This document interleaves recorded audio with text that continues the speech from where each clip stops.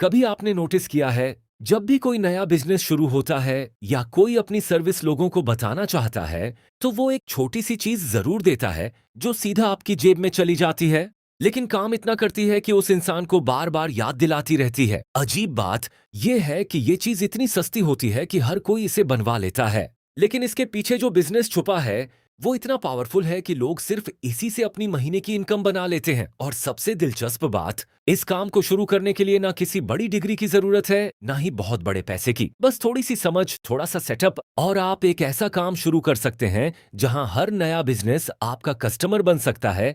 तो दोस्तों, आज हम बात करने वाले हैं विजिटिंग कार्ड मेकिंग बिजनेस के बारे में। एक ऐसा बिजनेस जो छोटा लगता है लेकिन इसमें कमाई का पोटेंशियल काफी ज्यादा है।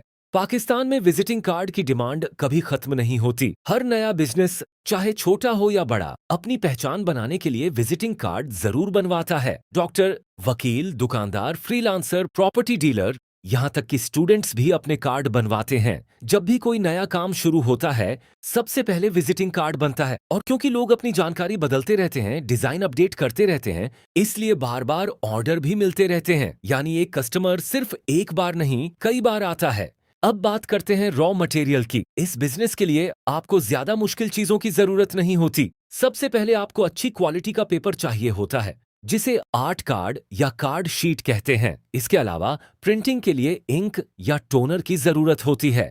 अगर आप लैमिनेशन या यूवी कोटिंग करना चाहें तो उसके लिए अलग मटेरियल इस्तेमाल होता है।